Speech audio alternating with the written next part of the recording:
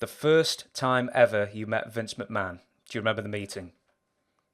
Man, I do not. I don't remember. I think did I even have? I don't remember. Did they even have a meeting? I can't remember. I just remember, just being, like being nervous and shaking his hand, saying a couple of words, and I think that was about it. Yeah, I don't remember much. Oh, the next question I was going to ask is, have you ever been to his house? No, I've never been. The closest I got was I was on his jet a couple times. That's about it. Oh, sweet. What's the I was jet never in like? that. I was never in that golden circle to house Uh, visits or any of their parties or anything. so you never got pushed into the pool then? It was going to be the Never got next pushed into the question. pool. No, never got pushed into the pool. Yeah, No. fair enough then. Do you remember the initial character they came up with you for you? Because I heard that it was going to be you were going to be teamed with Rico. Oh, I don't know. I wasn't privy to that information. They didn't share that with me. This All I might be. got was what they. Yeah, go Sorry, go ahead. ahead. No, all I got was when they told me that I was gonna debut in Boston. After the yeah, other than that, then I don't think they told me about any other plans. Oh well, this might be Wikipedia nonsense then, but apparently, because went, you actually did like months worth of dark matches for WWE first, didn't you? I did, yeah. I don't know about months work. I did a couple more. I don't know about, yeah. I wasn't on the road doing darks long before I debuted. Right, and it was the same. It was always going to be Carlito, Caribbean Cool when you did the dark match, and then straight in. Um, yeah, I don't know where the Caribbean Cool came from. I think that was a Vince idea, but it was always going to be it was always going to be my name somehow. Actually, the next question I was going to ask was, you had that surname the time you debuted, and then it was just gone. Like a few weeks later, a few months later, it was just gone.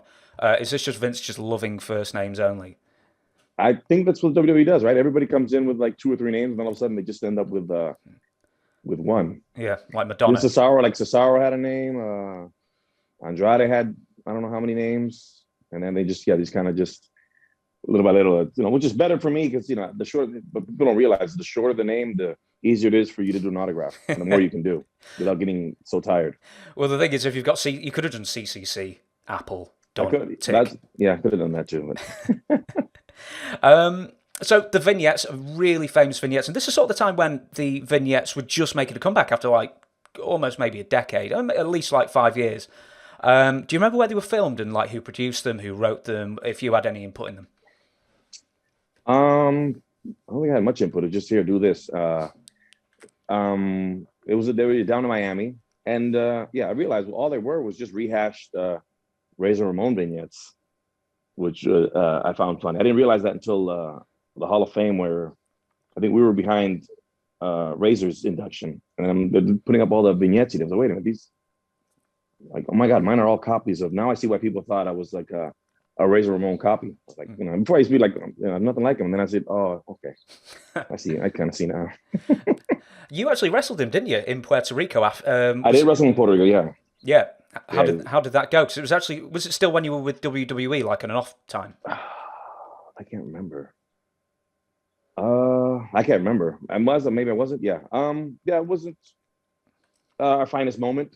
I Oh, think Scott was still going through his stuff, and he just come out. So yeah, I remember Christian and my brother just had a match like before us, and he was all fired up. He's like, man, we gotta go out there. We gotta. I'm like, bro, let's just go out there and have a good, let's have a good, decent showing. I don't think we're gonna be able to knock anybody's socks off. Let's just go out there and do the best we can. yeah.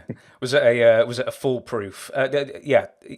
What do they call it? An idiot proof sort of layout. Well, no, you remember, when you getting back in the ring, your wind is not there like you think it is. I mean, sure enough, the first couple of minutes, you'll kind of you'll be blown up, as we say in the business. So I was like, I kind of took that into consideration. I was like, let's just go out there, keep a cool pace, and have a decent match. And last question with the vignettes: the apple. Chris Jericho says he invented it. Who came up with the apple spitting? He says he invented the apple spitting. He says 2 years ago on WWE TV when he was being a bad guy, he was eating an apple in a backstage interview, and I think it might have been Terry Runnels, and Vince McMahon told him, "Eat the apple, spit it in the face," and Terry was never told. Okay, maybe. I mean, maybe that's what inspired it. Came from Vince anyway, so maybe that's what inspired Vince to tell me to do that.